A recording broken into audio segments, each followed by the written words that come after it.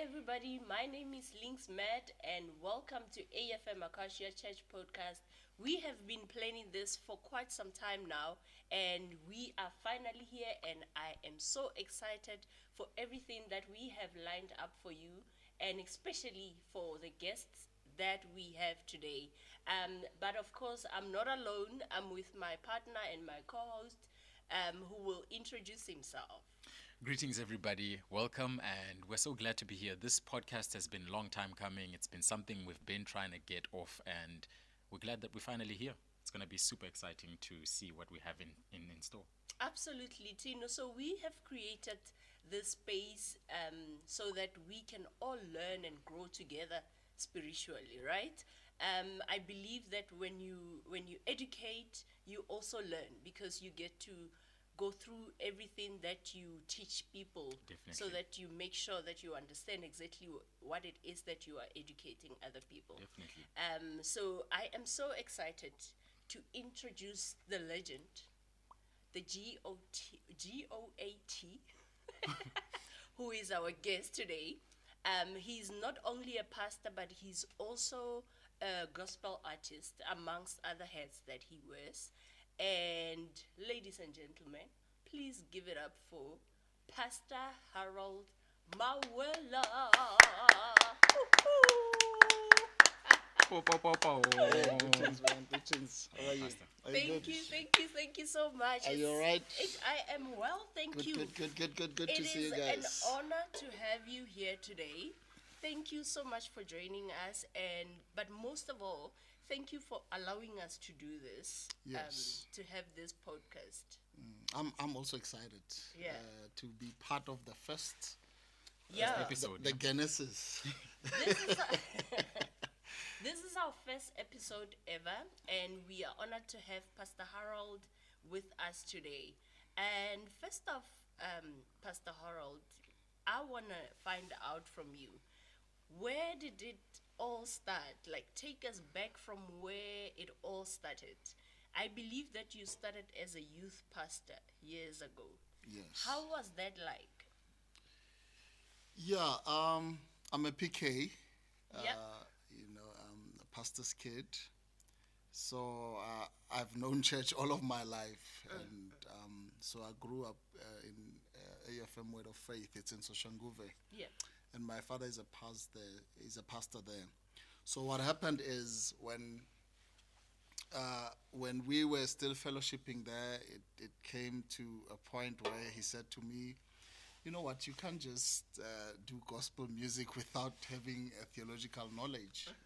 And by the grace of God, I had to go to a theological school, and after that, then I was asked if I can be a youth pastor. Then I became a youth pastor there, and I started empowering young people. From that, I didn't see myself as a pastor. I was doing it just to help him out. Okay. And yeah. And Pastor, you say that you were sort of led into this thing, sort of your father sort of deceived you into it, so to Yes. speak. Yeah. But when did it become a thing of, I'm actually into this? I actually have a passion Yeah, for yeah, this, and yeah. I want to impact people's lives. Yeah, I stumbled into ministry, and within the whole thing, it's when I also realized my passion, and hearing also the young people saying, "Hey, the message you spoke touched my life." I was healed while you were preaching. Yeah. Then I had to reflect back to say, God, what is happening? Yeah. Yeah. I thought I was just doing this, but I realized God said to me, I have a call for your life, and there's so many ways I want to use you. But I still resisted because I didn't see myself into ministry. But I believe hearing the testimonies in people's lives really influenced me to really take this wholeheartedly and say, Lord, if you can use anything, you can use me. Yeah. Yeah. And so the era that you started as a youth pastor, social media was not so much an influence, or it wasn't as big as it is now. Would you say right now, like if you look at it now, was it better then for you to start ministering without social media having an impact as compared to now? Like, do you feel like social media plays any type of role in youth life? Yeah. Yeah, I believe social media plays a very vital role in terms of outreach. Okay. You know, there are no boundaries, there are no walls, and I think COVID taught us a lesson Yeah. in terms of that when it comes to change and also accepting social media. And it helped me to think also, to say, if there were no walls or there was no building, how would we do church? You know, because the Bible does not emphasize more on the building and all that. And I think that's a lesson I learned from COVID, to say, if there are no walls, how would we do church? You know. So, and I think what I've learned to say also, for social media, we don't invite people to church, but we are saying we are taking the facilities that we have and reaching out to people. Yeah. Yeah. So it's a cheaper way for reaching out to people, and it's also an easier way Yeah. for reaching out to people. Yeah, making it easier for us to reach souls To out reach, there. yeah. So how long were you a youth pastor for before you started this ministry? Yeah, I was a youth pastor for 7 years. Yeah, 7 years. Yeah. At Word of Faith. Yeah. A good 7 years. Yeah.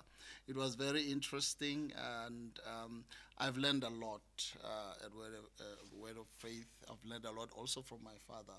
You know, in terms of, I think that was just a training for me. I was not aware. But behind the scenes, God was preparing me for where I am right now. So it was a really stepping stone that God used me to really be where I am now. Yeah. Yeah. So if sorry Tino, if we can maybe start talking about AFM Akasia, if you can tell us how you started and how it all started, how many were you, and take us back. Yeah, never despise humble beginnings. Yeah. I think that's the lesson. And also another lesson is, if you are faithful in smaller things, God will entrust you with bigger things. I believe I was faithful with the youth ministry where I was. I was consistent in my teachings of the word and being there, and being passionate about what I was doing. And there came an opportunity, because we had a live group also that was this side, and I spoke with the late Mr. Mtsehwa Yeah. to say, is it possible we start something this side? And he said, no, it's possible. So we started with a live group. So we were meeting Thursdays at his house. So it was just his family, my family. I remember the two men we had, Totliso Maepa and Tsepo Maleka. Yeah. Yeah. So we just started like that. That's how it started, and it grew. Then we moved to the building, and it was not easy. I mean, those are the tough times. Yeah. Ministry is not easy. Maybe for any church planter or any young minister who's there, perseverance is the key. Perseverance is the key. Trusting God, prayer, and also being passionate, and also working hard and trusting God that whatever that you're doing, God will bless that.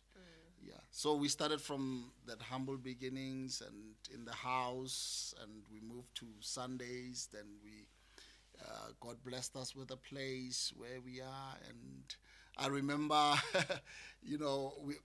was almost doing everything.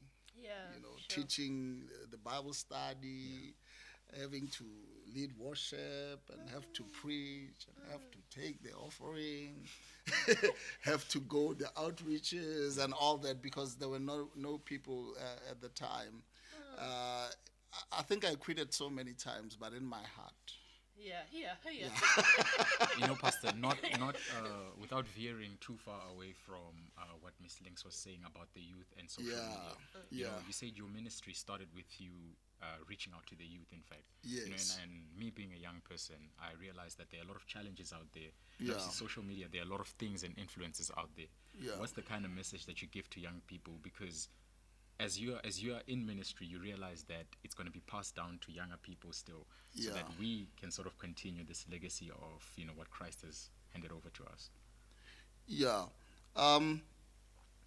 The foundation of our values as the children of God, it's the Word of God, and that should be the standard. And I want to encourage young people to actually read the Word.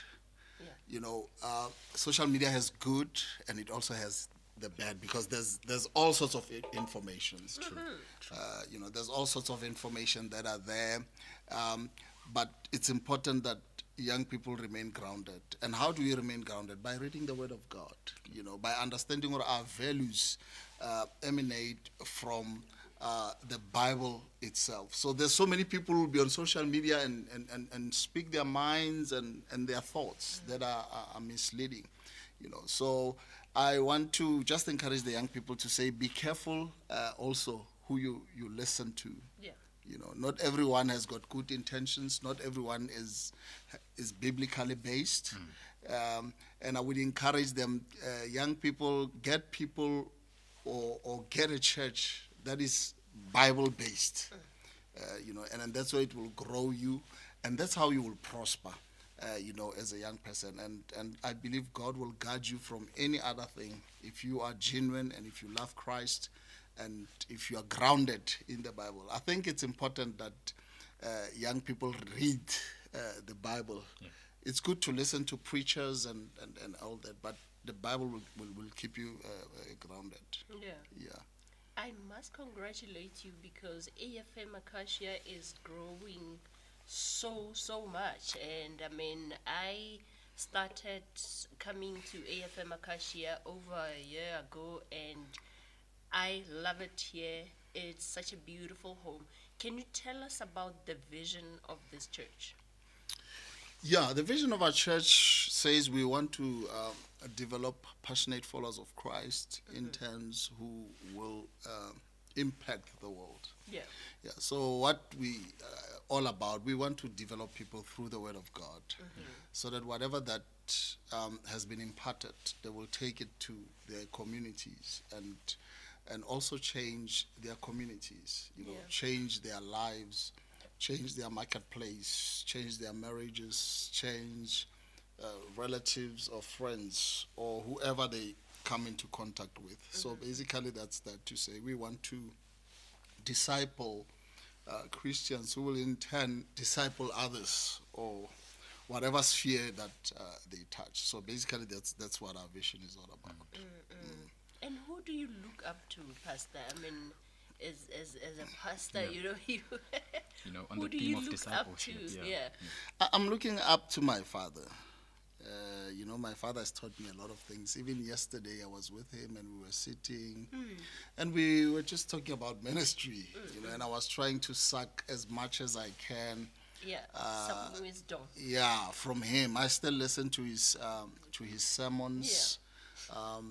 We have time, we sit together, I ask questions. So he's really mentoring me, coaching me, and shaping me to become what I am today. So, yeah. We must have your dad one time. I think that would be great. It would be great, ne? I think it would be great to have him here. I love your dad myself personally. I love him. I think he's great. And he looks young still. Yeah. At 70 something years. Really? And your mom is also a preacher? My mom is also a preacher. I've attended a Woman of Influence once, and she was preaching once, and I love her. She's amazing. That woman cast out devils. So you come from, there was no way you were going to dodge this, like you were meant for this. Yeah, like fate.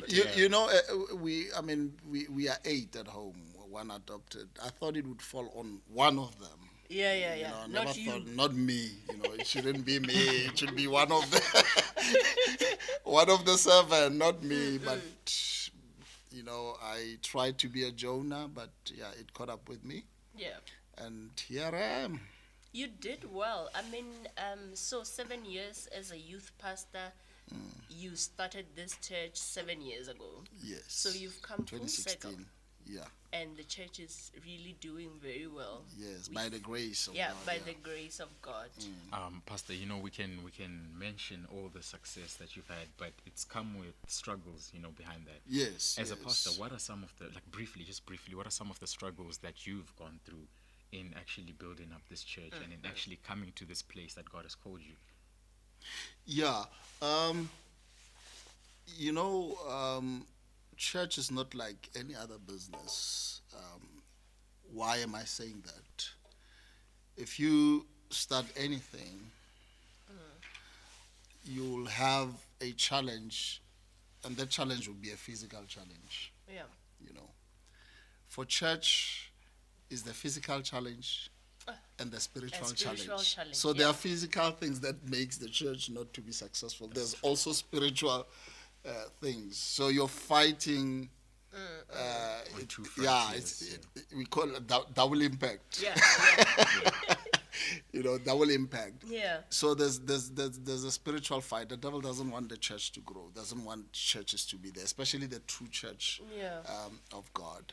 And it's not easy because you're also fighting other physical things in terms of, you know, doing ministry. You also need some finances, you know, to do it, to spread the word out there, to really also, you know, be on social media. You need some, what do you call them, equipments, you know, to do that. Yeah. You need some music to you know, to do that, some instruments and all that. So sometimes it becomes an obstacle because no institution funds churches, you know. So Absolutely. basically churches are funded by people who give also willingly. Yes. You know, so that's one of the, because sometimes you'll have to take your money at home and use it, Yeah. you know, as part of the ministry, and you know, your wife will look at you and say, "But what are you doing?" You know, and other challenges is getting people who are committed. Remember, you're working with volunteers. Yeah. You know, so nobody has got a binding contract like a business to come and help you. Yeah, so they can people, leave anytime. people can come today, tomorrow they don't come. So you are just on your own until you really get people who would really support or buy into the vision. You know, of Yeah. what you want to do. Starting this, yeah. And the other challenge is the spiritual attacks that you get because you are doing the word of God. You're doing the word of God. You're doing the work of God. Either he will attack the kids, he will attack maybe your spouse, he will attack whatever plan that you're trying to do. You will fail. People will start closing doors. Even things that you know, this is simple to do, but it will be very hard to do that because also there's also spiritual entities that are, you know, against the church. That's why I said I quit so many times, you know, in my heart. Yeah. Sometimes people would not show up, and you know, it's just me and my your wife, and I have to yeah. preach to my family. Oh my You God. know, but you need to persevere and Yeah, have yeah. hope and say, but God, did I really hear your voice? Did you really want me to come yeah, here? Yeah, Did I? Or- Ke utlwile pila, Yeah, mara. or is it me? God, Yeah. please Maybe I give me made a a sign, mistake. you know, to show, or am I really called, you know, to do this, you know. But by the grace of God, God kept on supporting us. I think it taught me something to rely, you know, on God, not on people. You know, I think that's where ministers lose it. We end up becoming angry at people. Why are they not supporting? Why are they not doing this and this and this and this? But it's the work of God. That's where I turned and said, God, if this is your work, you have to help me. Yeah. If you are not helping me, It's not. not your work, and I'm going to quit. Yeah. You know. Yeah. Yeah. Just to wrap up Tabaya ministry, Would you say your dad? Why do you think your dad chose you out of all the kids? Like why did he choose you to do this ministry? I still don't know. He must have seen I, something in you. I still don't know. But what I know, it's he loved my music. He loves my voice. He loves it when I worship. Okay. So maybe to him, he might have translated that also into, okay, if he can Yeah. sing gospel, then he can preach gospel. Yeah. Yeah. Yeah. That's what I But think. also Batswadi Barona, like back then, parents used to love choosing careers for their kids. Yeah. Maybe it was the same with your dad, and he nailed it. I think he nailed it. But anyway, let's Yeah. get into your marriage. Yes. You are married. You are married to the beautiful. I call her our first lady, Yes. Mamzi. Tell us, when did you and Mamzi meet? Yo, Or me how and did you Mamzi. meet? How did you meet? I remember that day I was driving in Soshanguve Yeah. and she was passing in a ground, like a soccer field. Yeah. Yeah, and I stopped Yeah. and I talked to her and I asked her out on that day. And it was not the first time I've seen. I mean, we've grown together from church. We also attended the same tertiary. Yeah. We also worked in the same mall at some point. Is it? But we were not talking. We were not close at Why? the time. I was still asleep, probably. Oh, okay. Yeah. Yeah, God was still Yeah. searching for which bone. Yeah. Taking the rib. You're still taking the rib. So my eyes just opened that day when she was working on the ground, and I was like, I'm awoke now. There is bone of my What bone, attracted you to flesh her? of my. I think when I saw her, something just happened inside of me. I don't know what. There was like fire shut up in my bones. Yeah. Yeah, Okay. so I couldn't see her with the same eye again. And yeah. Tell us about your first date. Yo, our first date was a bad date. And she keeps on reminding me about it. Because our first date, I invited her and in a place where my friends were there. So many friends of mine were there, and it was our first date. And she came and she's like, on the first date, you invite me where all your friends are. With your friends. With your friends. And to me, it was like I wanted to show her that I'm serious. And it was a bad mistake. She was not happy. I So, can imagine. so we had to redo the date in the same place, but with no friends. Yeah. Yeah. So the first date was actually not the first date. Yeah. It was a meet and greet. It was a meet and Of greet of friends. But after you've come to know her so well, over Yeah. the years, what is that one trait about her? What's your favorite thing about her? And in fact, it also helps you, probably drives you in the ministry, because she must bring something that keeps you going when you feel like giving up. What is that one thing about her? Yeah, I think me and my wife, we are too different in terms of our character and how we do things. And she compliments me. Okay. I'm a high I, so I think of things. I think I want to do this. What a high eye. I will explain to you.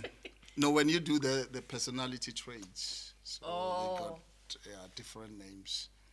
So there's the one I did. It talks about the high I. There's a C. She's a C.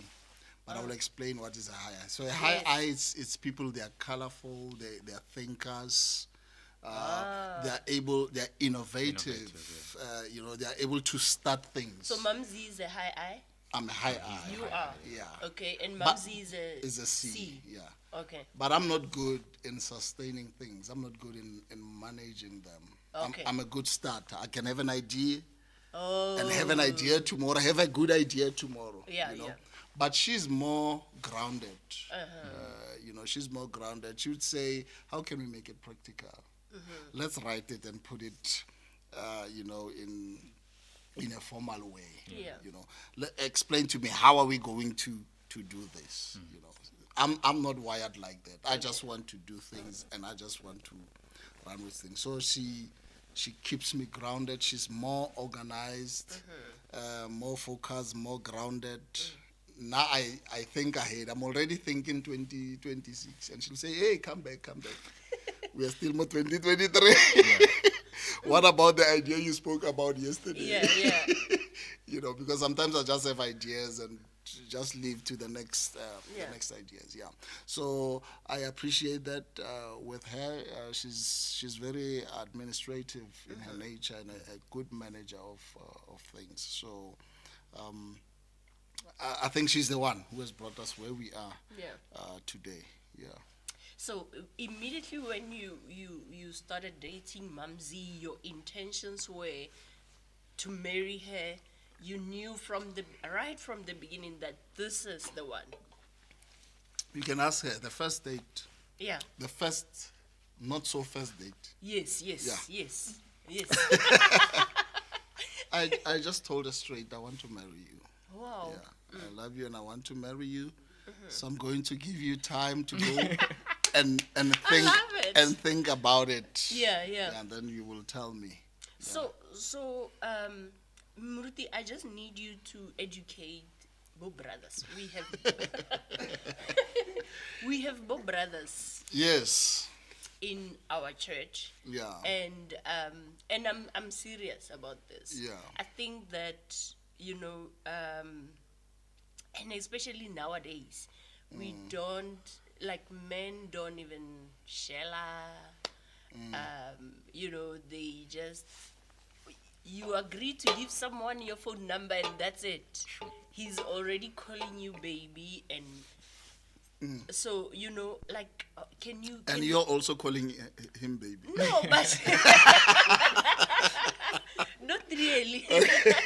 Not really. I'm just like, can you advise Bo brother how to do it, and Yeah. you know, not to, I don't know, I get a little getting, but just to give them a word of advice on how to do this thing. If you don't have good intentions Yeah. about her, don't do it at all. Yeah. Do you know what I'm saying? Yeah. Yeah. Yeah. You know, it's just we live in a world that you know, values have really went down. You know, and people just want to. They don't want to buy cars. They just want to test drive. So they move from shop and shop to test drive. Yeah. And there's no value in that. You know, and when you continue to do that, that's the kind of a lifestyle you're used to. You get used to it. That even one day when you say, "Hey, now I'm old enough, I want to get married," you cannot get out of that lifestyle. Yeah. Because it's a habit. You know, you have created that kind of habit, and that's why today a lot of marriages really don't last. Yeah. You know, because people are used to a certain lifestyle, and the altar does not change who you are. A ring does not change who you are. Yeah. You know, it doesn't make you from boys to men. Yes. That is true.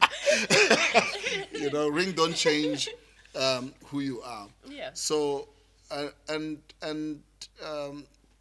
I think that's an abusive habit that men have, and I want to speak to men to say it's important that we value our ladies. You know, if you know that you don't love her and you don't want to marry her, don't approach her. Yeah. Yeah, don't approach her. Because Yeah. I think if you knew from the beginning that you wanted to marry her, then if you didn't want to marry her, then you would have known, Yeah. like within a short space of time, time. that no, this is This not is the not one. the person for Yeah. me. You know? Yeah. And Yeah. I mean, for young people who are sort of involved in relationships and trying to have that godly relationship, Yeah. because you guys epitomize that essentially. You're a pastor, and then she's obviously your wife, and she knew she was Yeah. getting into ministry. What kind of relationship advice do you give to people who are trying to have that same godly relationship? Because there's so many values and standards that we can follow in this world. It's not so clear anymore how to have that godly relationship. How have you guys, done it to actually keep it biblical?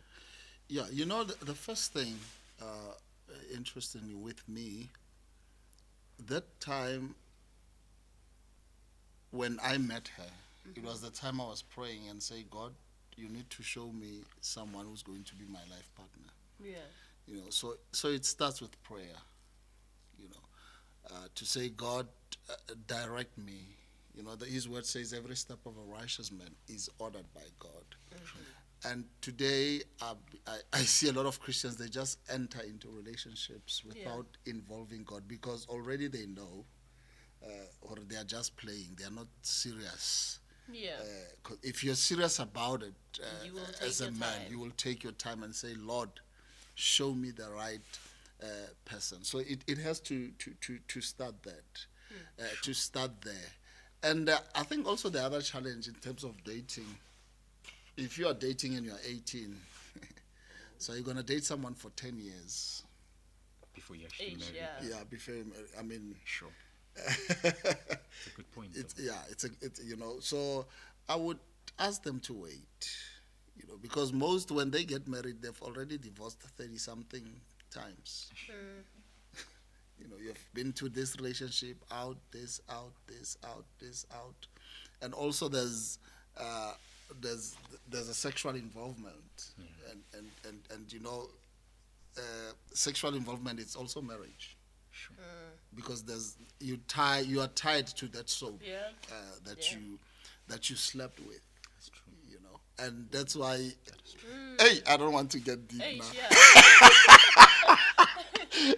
I will get too deep. Yeah. And that's why it also leads to a lot of divorces also, because there's so many souls in you that you can't get the satisfaction from this person, because there's memories, there's other things that are there, that people need cleansing from that, need deliverance, from that. And it opens a lot of things in terms of, your relationships. So abstinence, I believe it's also one of the values we still need to preach and also to talk about, especially as Christians. Yeah. Sure. I love that. I love that, and I wish we could have a seminar one day where we teach and educate young people about it. For me, it's something so serious. And growing up, I did not have, and I don't want to blame anybody, I did not have the caring. I was not educated. Mentored. Yeah, I was not mentored or educated about how this thing takes so much from you spiritually. I've only learned now as I was growing that, what, if only I knew. But I guess we just need to repent and be delivered and start doing the right thing. So thank you so much for sharing that. Let's get into your music career. My favorite part of this interview. Yes. Okay. My favorite part of this interview, Pastor, you are also a gospel artist. Last year, November, we were here, right here on this stage when we were recording live. Can you tell us about where your music started and all of that? Yeah, growing up, I've always been passionate about music. I was listening to, Tony Braxton, Yeah. Boys to Men, Babyface. You remember those time there were cassettes? I Yeah. know Tino one. You know what we are talking about, I've right? heard about a cassette, guys. I've heard about a cassette. Very shaka so. Yeah, there was TDK.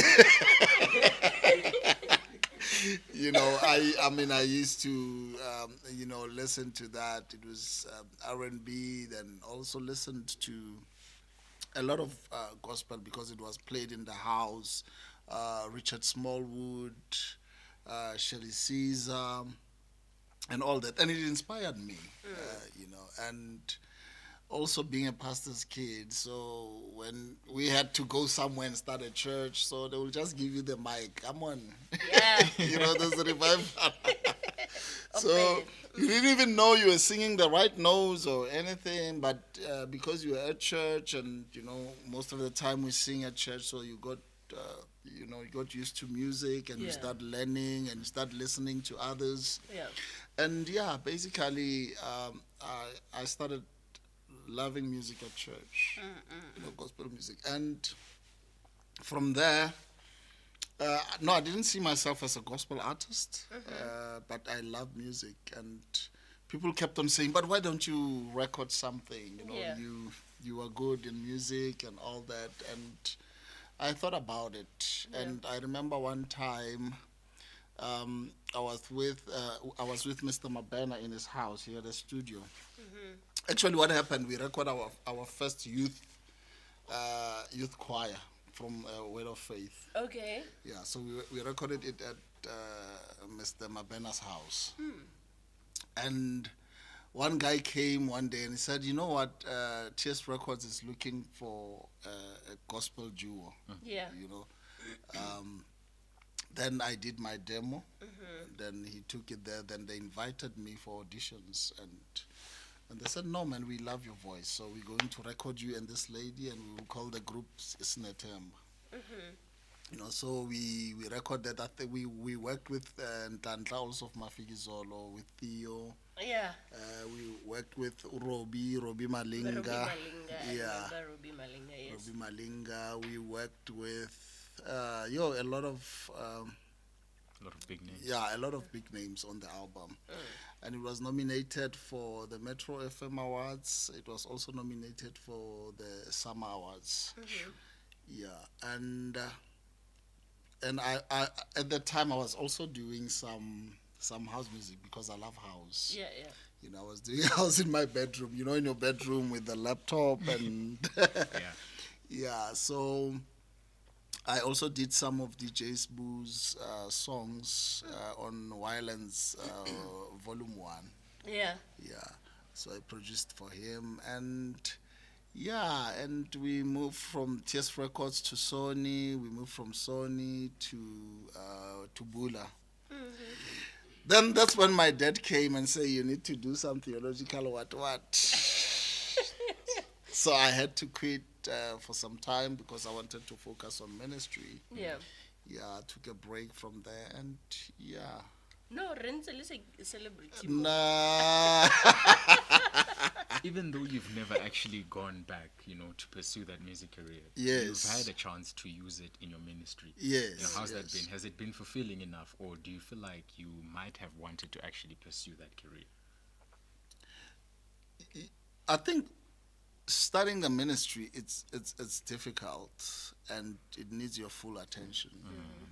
So that's why I had to put the music on hold, but I still feel I'm still going to pursue the music.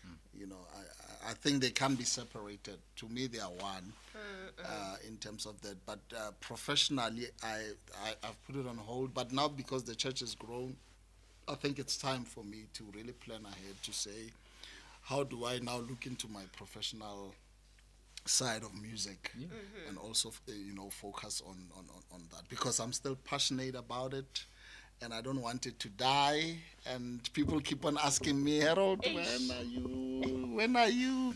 When are you? When are you? I believe I still have songs inside of me for nations and for the world. And yeah, I'm sitting down. I'm on my pen now, writing some few stuff, and we'll see. That's Yeah. great. Yeah. I cannot wait. Yeah. So you got nominated.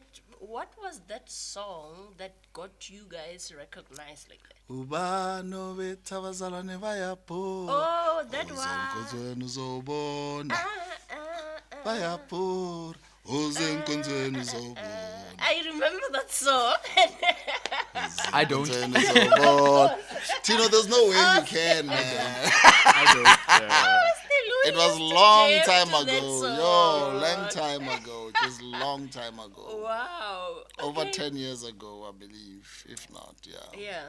But when do we get to hear the body of work that you guys did last year, November, when you did a live recording? Yeah, with that we had some challenges. I hope we will be able to resolve those challenges we had with the recording. But if we can't, it means we will have to re-record. Okay. Yeah, the whole show again. Because that was amazing. I mean, Yeah. The Waiting. thing is, I mean, may God bless his soul. It was Mr. Ramgondo was helping us to record Yes, that. yes, So yes. after his passing, some of the things were lost and were not there. Oh, So that's where the challenge. it emerged, that makes sense. Yeah. Man. Otherwise, it would have been out. Yeah, by now. Yeah, By it would have now. been- and it was a good product. It It was. was a good product. Yeah. And just for interest's sake, Pastor, who are some of the people you can mention those ones in the gospel industry, and also those maybe in just contemporary music who are not necessarily gospel singers? Who are Okay. some of the artists you look up to, or that you just enjoy? In general, maybe when you're driving in your car, you're like, I like this. Yeah, I love Marvin Sapp. I'm not sure if you know Marvin Sapp. He sings a song, "Never would have made it without you. Yes. I could starting to feel have excluded here. lost all." Now Tino, what I kind of music do you see. listen to? This is a gospel song. Sure. I also love elevation music. Okay. Yeah, and that, what do they call the other group that goes with Maverick. elevation? Maverick. Yeah, I also love their stuff. I also love Muso. Muso music. Yeah, there's a church called Muso Church. Yeah, yeah, I think they are here in Hatfield. They do a good job in terms of music. Lina le go jive nyana wena le Mamzi like ke le utlwelela Yo, my wife, yeah. Bona, she would do it's those women who do the volume out and Really? Yeah. and and sing on And top sing. of her voice. And would say, "Mamzi, please, my lover, please, can you stand up?" No, and she will, when she's happy, in that mood. Yeah. Yeah, she's like And that. dance. Yeah, and she will dance almost the whole day. Yeah. Yeah. But I know her to be that jolly, Yes. that kind Yes. of person. So, thank you so much, Muruti. But before we go, you Yeah. know you have to give us a little bit of Oh. My voice is not okay today, but something yana for people to hear. Those who I know there's people out there who've never heard you sing, and they probably don't even know what we are talking about, but they're interested to hear your Okay. voice. They're about to find out. Yeah, they're about to find out. Can't you guys cut me a slack because there's no There's no kidding. there's no music No, behind? Mr. Purumu is gonna add a thingy. A thingy. Yeah, he's going to Mr. do Pulmabara, we are going to add a thingy. I think Yeah, I hope I see He thing. will.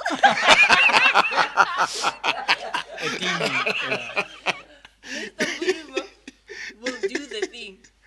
He lifted me up from the deep muddy clay, and he planted my feet on the King's highways, and that is the reason I sing and I shout.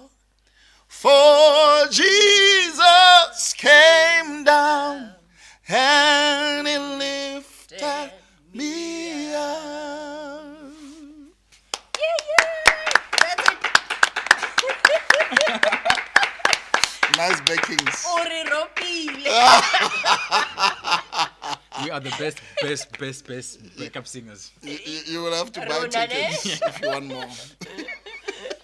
No, but we really appreciate you joining us today, and thank you once again for letting us do this. We really appreciate from the bottom of our hearts. Yeah, it's been a pleasure to have you as our first guest, Pastor. Thank Yeah. you so much.